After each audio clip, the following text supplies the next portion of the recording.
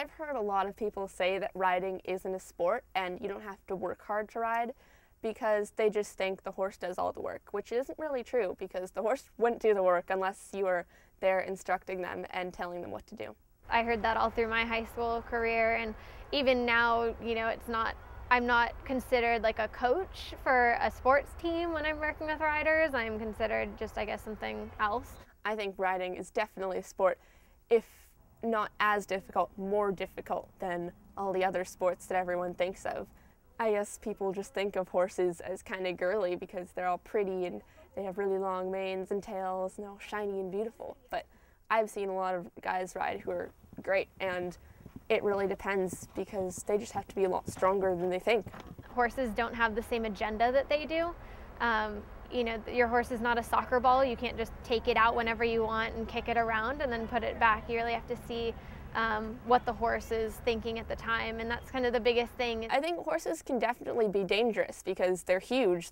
Some of them are 2,000 pounds, but they're also gentle. And horses can teach you a lot, and you really shouldn't be scared of them because they're just as scared as, some horses can be just as scared as people as you are of them. So if you really learn to trust them and learn more about them, then you'll really appreciate them. I think eventing is definitely harder than it looks. The first phase of eventing is dressage, which really tests the riders and the horse's skill and how they work together as a team. So the horse's training and stuff like that. And that is no fences, just work in an arena with no jumps. And the second part is cross country, which is over a really long course, sometimes up to a mile or more, and you get to gallop and you get to jump pretty big fences, and you get to jump over logs, get to go through water and do stuff like that. And on the third day is show jumping, which tests how fast the horse recovers from cross country because that's quite a workout for them.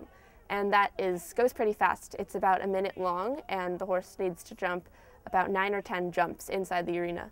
Cross country and show jumping both take a lot of effort on the part of the horse and the rider to clear every fence and to do a lot of galloping to make time. A lot of people think dressage is the easy part, but that's actually the tricky part for most people because your horse really has to listen to you well, and they have to react to everything you do, and they have to be really strong. In dressage, we work them kind of like bodybuilders. We teach them how to be really strong. We teach them how to be very balanced, and that can usually lead to disastrous results, especially if you're asking your horse to do something that they don't want to do. From the time the horse is first broke, it's usually about a year of training before you can compete them at any of the sports with riding.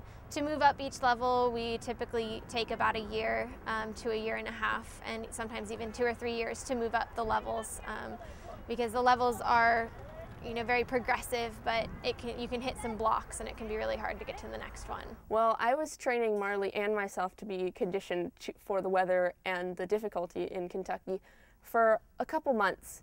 We did a lot of work galloping to get him more fit and to improve his cardiovascular fitness. And we did a lot of jumping so he's more comfortable at the height. And we did a lot of work for dressage, which kind of involves him having to listen to me more, which he doesn't like all the time. If we could say that show jumping is, something like figure skating where you're having to do, your tricks and then land and go on and then do a little trick and then land and go on.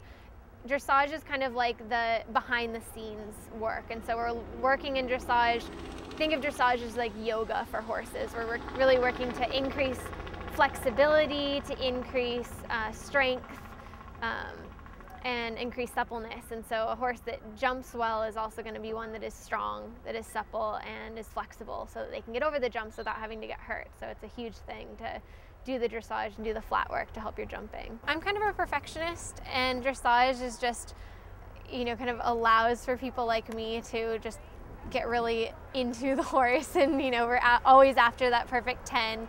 And so it's just been a lot of fun to kind of channel my perfectionist and my type A personality into. I actually got into eventing through Pony Club because Pony Club really likes eventing. That's what Pony Club was founded to teach. It really teaches you more, it just kind of expands your knowledge on horses, and you get to do a lot more. I like it because it allows me to do dressage and then also to have a lot of fun in the stadium arena and then the cross-country field, which we don't get a lot of on dressage only. Which is usually your favorite and why? Definitely cross-country, because it's a pretty long course, and it's just really exhilarating and fun to go at high speeds for a while. Riding's taught me to persevere, because if you're riding and your horse stops at a fence, you can't give up. You can't just let them get away with that. So it's taught me to keep trying until I get something right.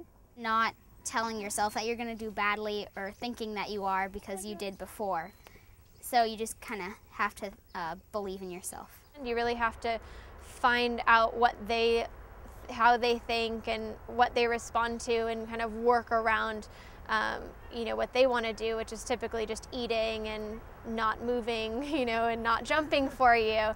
And so that's, I think, been the biggest thing, is just having patience and figuring out kind of what my horse wants and figuring out how to get him to do what I want using with what he wants. I've learned a lot for responsibility, because you have to take care of your horse before you ride and after you ride, and you have to make sure you don't wear them out too much, because, I mean, they can get tired just as easily as we can. Is that as people are going to moving up the levels and they're trying to go to the next level in pony club or in eventing or in dressage, they don't really take into consideration that the horse may not have the same agenda as them.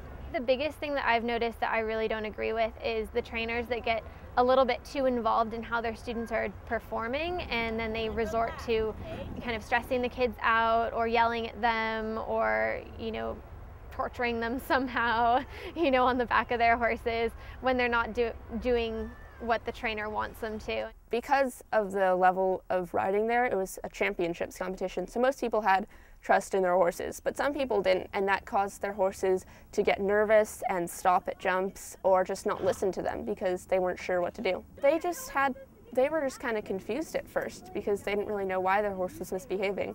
And then they had to realize that they just had to listen to their horse, and their horse would listen to them. Trusting your horse is the foundation of your ride.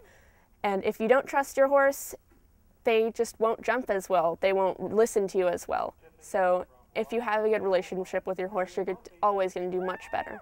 I really think people should appreciate eventing because it's so different from other sports, like all horse sports are.